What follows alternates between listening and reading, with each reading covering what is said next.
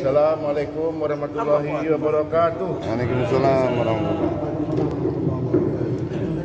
Alhamdulillah wa syukurillah wa salatu wassalamu ala rasulillah. Ya Pak Dina mulia, pertama-tama kita memang disuruh bersyukur. Kalau bersyukur, Allah tambah nikmat. Apapun terjadi kita bersyukur. Bersyukur Allah pertemuan kita malam ini, bertemu karena Allah, berpisah karena Allah. Bertemu kita ini di rumah Allah Subhanahu wa taala. Bertemu kita ini di depan sunnah Rasulullah sallallahu alaihi wasallam. Dan ada satu lagi yang kita selalu abaikan, yaitu tentang kerisauan dan fikir.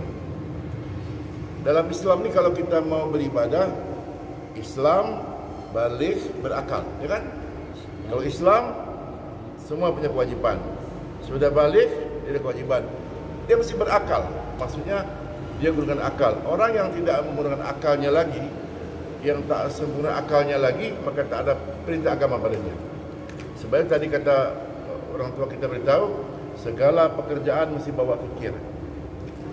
Fikir ini perintah hati. Jadi pertama fikir. Fikir ni dari datuk-datuk sampai cucu-cucu ada fikir. Walaupun cucu kita ni umur 3 tahun, 5 tahun, dia ada fikir juga ni. Walaupun 9 tahun dia ada fikir. Karena itulah Rasulullah SAW beritahu, tafakur sa'atan harumin ibarat di sana. Berfikir sesuatu agama, Allah beri kita pahala setiap ibadah. Dulu ada saya sering ulang-ulang, Pak Imam Nurwawi namanya, Masjid Raya Al-Hikmah. Dia bilang, harumin alfi sana, 1000 tahun bahkan dia katakan. Coba bapak-bapak kita dari rambutnya Pak Idris ni, rambutnya. Rambut ni Pak, orang fikir rambut, macam mana menyemir rambut, macam mana minyak rambut, macam mana tumbuhan rambut. Itu dah beribu pabrik 24 jam Pak. Gunting rambut, tambah lagi. Salon. Turun bawah, alis rambut. Ada lagi yang bikin alis macam-macam, perempuan-perempuan. Turun lagi, mata, dokter mata, ahli mata, pikir mata. Sampaikan bulu mata pun ada jual mahal-mahal. Fikir tentang telinga, juta-juta ni Pak. Kawan saya punya alat pekak ni sampai berpuluh juta. Dia lepas tak ditarik. Perbaikinya mahal. Fikir tentang, belum sampai ke mulut, gigi, sampai leher, jantung, ya kan? Perut, ginjal, kaki. Berkat fikir jasad saja orang fikir sampai bersiang malam. Pada Bapak Hadir Mulia, jasad kita ini tak sampai 24 jam isteri kita dah takut dah. Anak kita pun dah takut. Ini busuk ni, ini payah ni. Berapa hari meletup perutnya. Kalau dapat segera dijang tu, meninggal petang malam gembikan. Karena jasad ini tak berguna. Pikir atas jasad ini, pikir yang fana. Begitu juga lah tentang alam ini. Tapi orang fikir tentang agama, bagi fikir tentang ruh dia, tentang kehidupan masa depan yang kekal dan abadi. Inilah kita suruh duduk sini selalu fikir risau. Kerisauan Nabi ini kerisau tentang iman, yakin kepada Allah Subhanahu wa taala. Risau tentang solat. Jadi kita mesti ada kerisauan yakin kepada Allah 100%. Dia yakin kepada makhluk. Selalu ucap la ilaha illallah. Jadi maksud kita buat usaha semua ni, tambah yakin sehingga kita mudah akhir kalam ucap kalimat la ilaha illallah. Orang bilang ada cerita dulu, orang dia jual rumput ya, rumput seteru rupi, nak mati orang la ilaha illallah, rumput. Banyak Pak, orang-orang rumah sakit yang tahu, di antara ribuan orang meninggal, paling susah kita nak jumpa ucap kalimat la ilaha illallah. Karena itu bila kita sering cerita, terbiasa, terfikir, sampai termimpi-mimpi, sampai terbawa-bawa, maka itulah kejayaan kita. Itulah para sahabat yang Allah bilang Allah muliakan, Allah ridha. Wasabiqul awwalun muhajirin wal ansar. Ini pertemuan antara muhajirin wal ansar, meniru sifat sahabat, Allah ridha. Dan kemudian kita dapat sunnah Rasulullah SAW. Inilah yang kita selalu lakukan sampai tak pernah henti-hentinya. Sampai kita diminta kalau boleh satu hari 25 kali jumpa orang cerita soal ini. 5 kali solat, ditambah lagi pada waktu-waktu yang lain terus menerus supaya perhatian, ingatan. Sebab umur kita sudah tak bisa diperpanjang lagi. La yasta'khiruna sanata wa la yastaqdimun. Tak dipercepat dan tak diperlambat. Orang silaturahim beda umur panjang, maksudnya tu cerita tentang dia lama. Pak Uzrin, dia mati dia 1000 tahun lalu. Tapi orang cerita dia tu begini. Panjang cerita tentang, tapi umur dia tidak panjang. Orang tanya saya, kenapa Rasulullah meninggal umur 63 tahun? Kenapa? Dia jawab, karena dia contoh. Laqad kana lakum fi Rasulillah uswatun hasanah, contoh yang baik. Berarti target 63 tahun. 63 tahun sejak umur 40 dia menjadi nabi dan rasul. Bekerja 23 tahun. Kalau kita fikir-fikir, hadirin, kalau kita buat markasi dari tahun 88, ya kan? Sobirin, 87 Mukhlisin, sampai sini tahun 90. Sudah berapa tahun? 30 tahun kan? Lewatlah masa Rasulullah SAW. Tapi apakah gagal? Ya? Tidak. Rasulullah SAW wafat belum 2/3 dunia. Tak. Masih banyak orang. Nabi meninggal aja sehari itu juga timbul Musailamatul al-Kadzdzab. Ada Nabi palsu. Orang mulai tak mau bayar zakat. Orang mulai tidak solat. Apakah Nabi gagal? Tidak. Siapa orang yang amalkan, dia dapat kejayaan. Oh, tak dapat ni. Orang laut tak baik ikut. Orang laut Semenjang. Orang ni tak ada ikut.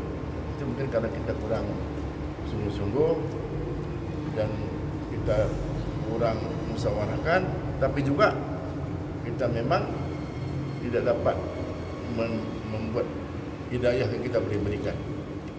Anak kita ni tak boleh kita beri sebagaimana Nabi-Nabi terdahulu, kan? Pamannya pun tak bisa seperti Nabi-Nabi terdahulu.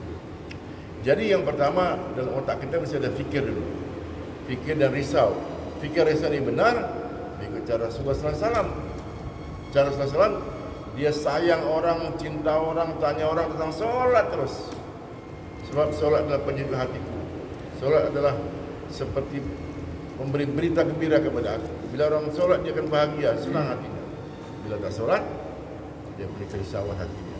Tapi solat ini maksud kita adalah solat khusyuk wal khudu'. Solat tepat waktu, awal waktu, khusyuk wal khudu'. Tempat awal waktu berjamaah, kemudian azan diazankan. Kemudian kita masih dakwakan ini, kita dakwakan ini, jangan kita takut, kita tak ada ilmu, tidak, sampaikan aja. Mari kita solat 2-3 patah. Sebab kita disuruh qul hazihi sabili adu ilallah ana wa man tabani. Itulah jalanku. Inilah jalanku, ajak kamu tak kepada Allah, bukan tak kepada partai, bukan tak kepada pemerintah apa atasan, tetap pada Allah Subhanahu wa taala. Ana wa man tabani basirah dengan hujah yang nyata. Hujah yang nyata ini jamaah tabligh bukan dia sembunyi-sembunyi kat semak-semak, bukan, dia di mana-mana jumpa orang. Terangkan tentang kelebihan dakwah, kelebihan sunnah, kelebihan. Jadi nyata. Cuma kita tak boleh berdebat, tak boleh kita bilang kita benar sana tak benar, tak boleh. Bagi kita hanya menyampaikan. Dan kita mestilah secara terus menerus dengan tak pernah berhenti mengajak kita sendiri. Kita yang paling dulu bangun. Seperti ibadat berlari, kita mesti nomor 1 ni.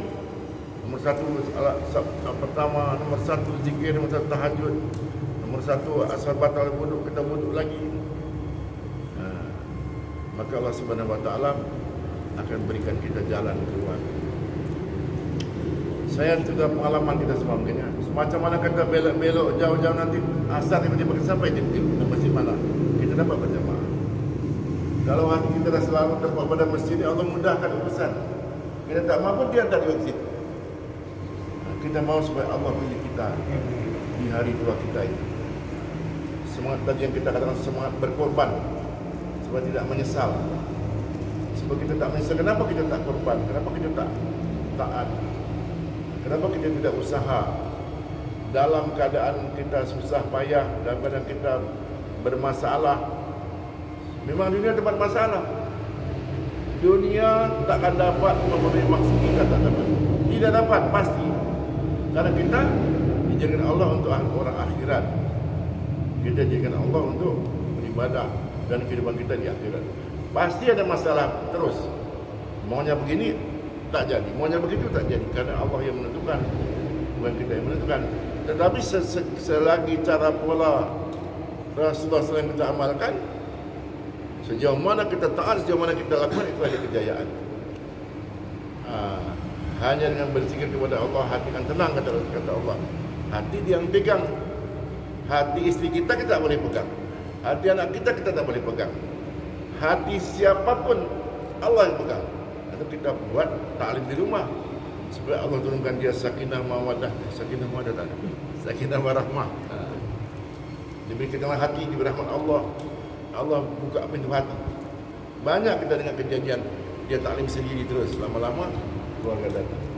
Itu di India terjadi, kadang di komplek pelacuran terjadi pada keluarga. Dia nekat terus taklim, maka Allah beri kemudian kemaksiatan berhenti di sekitar itu. Kita yakin itu. Bila firman Allah, bila sabda Rasulullah dibacakan, maka akan menimbulkan cahaya, akan menyebabkan berapa kemaksiatan hilang dari rumah, dari tetangga, dari masjid. Mesti ada yakin dalam hati. Kita yakin kerja Rasulullah pasti benar. Kerja Rasulullah pasti benar. Dan kita pasti jumpa dia nanti di akhirat. Dan kita pasti akan diberi Allah kemudahan. Coba bayangkan di 50.000 tahun di padang mahsyar. Apa banding kita ini? Saya jadi raja 100 tahun tak dibanding kan?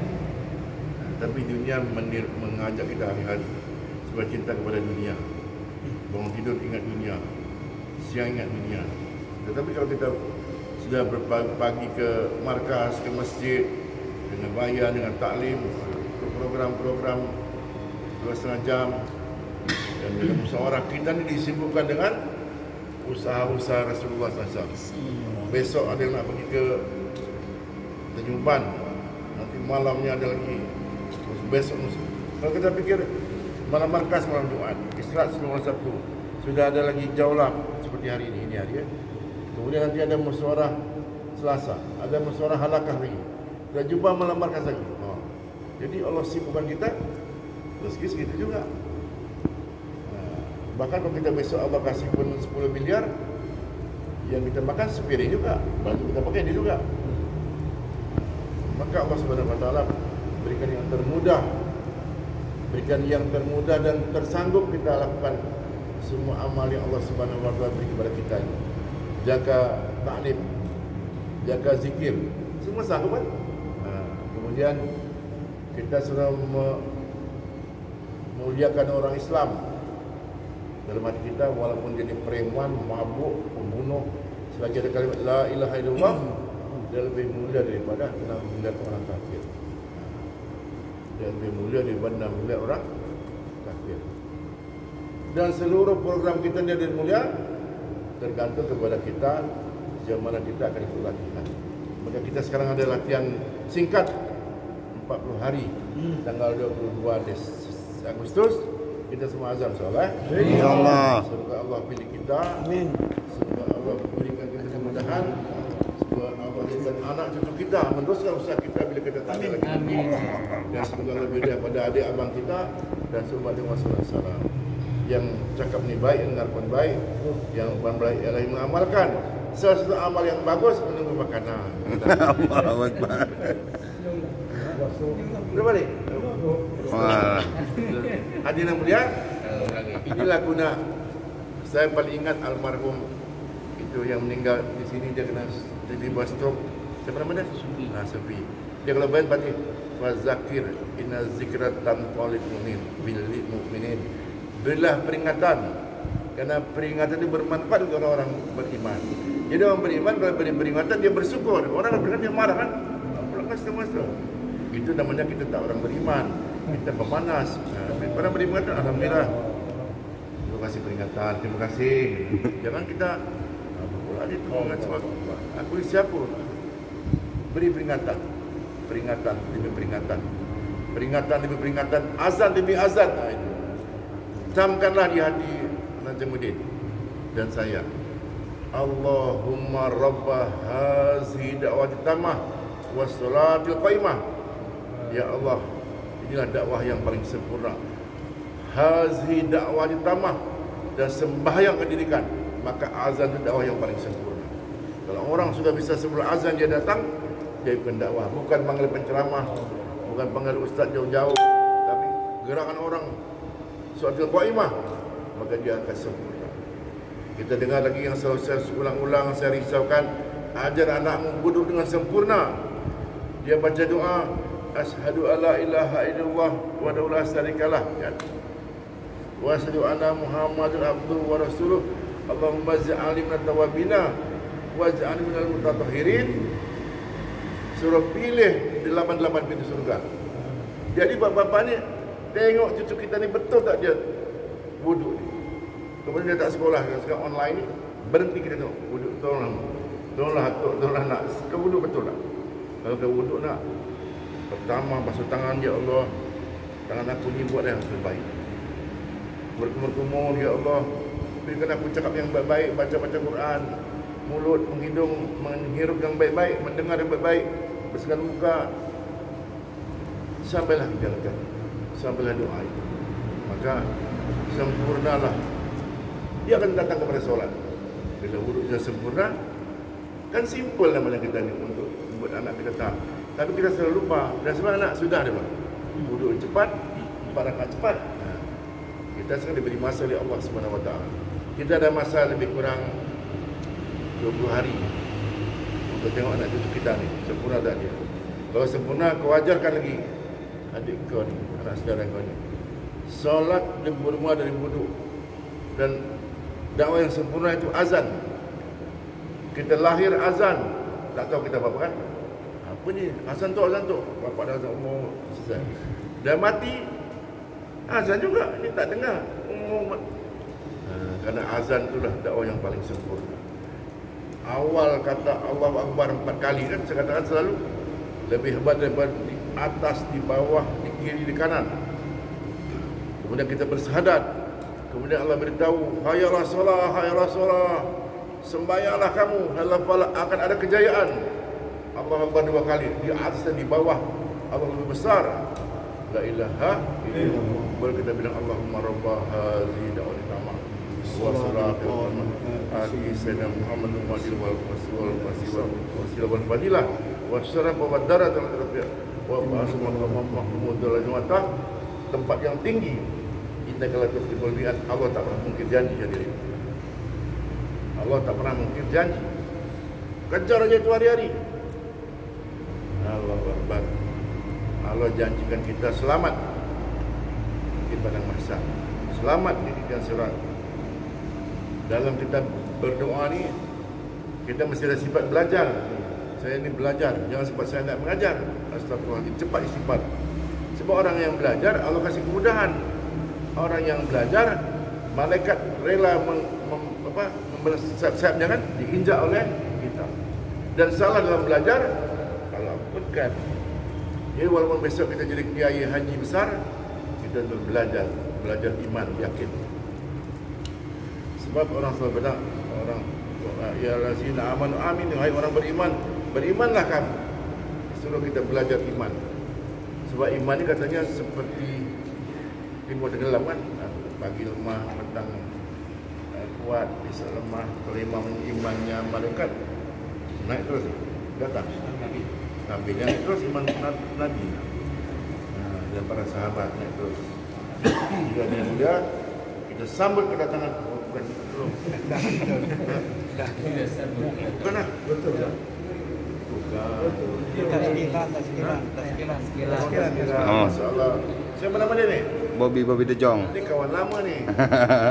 Dia dah pernah datang. Allah berpisah kerana Allah. Bob eh?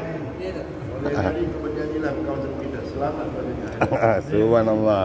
Ini kau tengok orang potong kambing tadi ni, potong lembu, walaupun kata Uyung potong lembu tak betul. Orang potong lembu kat sini kan, dia potong kat sini. Dia daging tak lagi kurang 3 kilo. Dia bilang yang potong itu mana juga. Maksudnya apa lah? Bergembiranya orang ni kalau ada pesta pasti potong kambing, sahabat-sahabat, potong lembu. Kalau orang dapat dakwah ni Bob, pegangan lembu, kau nak potong, bahagia sekali. Nanti dijawab di padang mahsyar di kubur berkata. Sebenarnya aku tak boleh kasih tahu.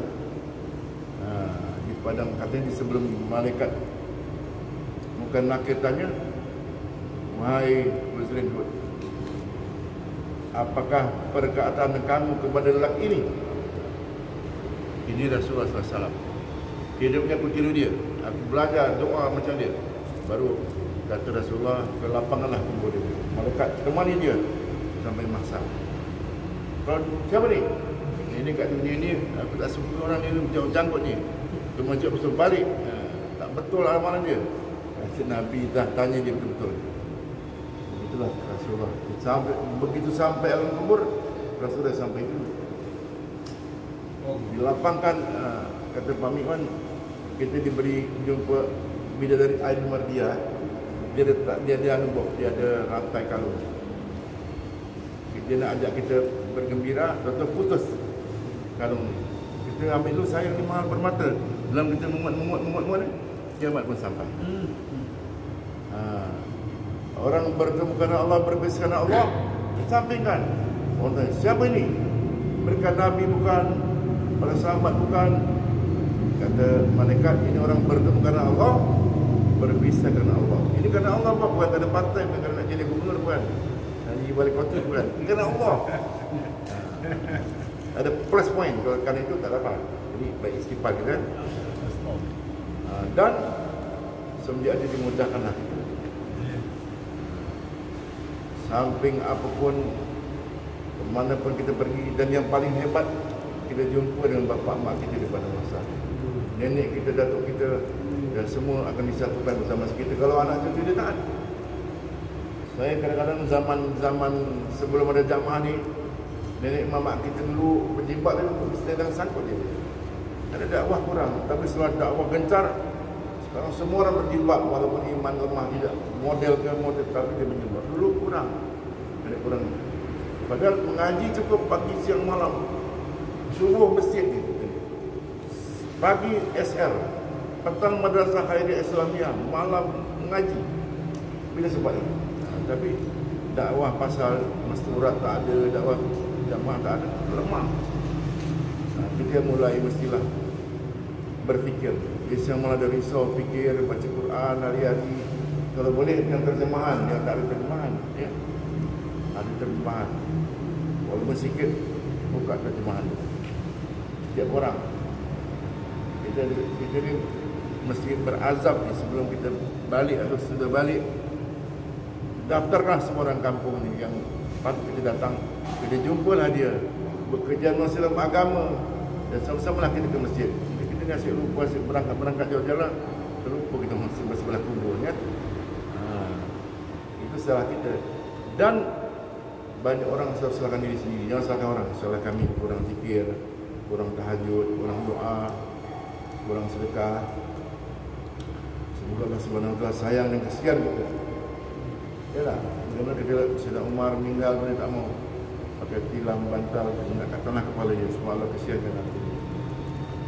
Kita terbayang cerita akhirat ni kalau orang macam kita, wah ya Allah, macam nak cepat je bersahabat, tak boleh tunggu lagi. Kita dengan corona je, jangan aku mati, sibuk cari telur kan, sibuk cari vitamin. Sahabat dengan nak mati ni tak sabar gitu. Aku percaya, tak, kan dah nampak dia juga sahabat di tempat yang indah-indah. Kata ni sebelum hari akhirat mahsyar, kita kumpul juga dengan kawan kita di alam kubur. Kemana tu presiden tu? Dia kena hukum, dia salah dia jadi 40 tahun. Tapi kalau dalam perkara sekarang kita kemana Najamudin? Najamudin tu dan jaga risiko nak abang ni. Tapi dia bertobat, aku pun kau tak tobat kena. Alhamdulillah. Jadi itu semua kita tak yakin dan kita bahagia dengan kehidupan sahabat Rasulullah. Dan kita dah ada tempat, dah ada program. Tak ambil dia, tak sampai situ. Macam belum sudah kembali ke rahmatullah. Dan semua telah berjaya. Kalau nanti pun masa waktu kita nak faham, tapi sekarang kita kerap kawan. Azam semua insya-Allah. InsyaAllah. Sebab dia ada salah sikit. InsyaAllah.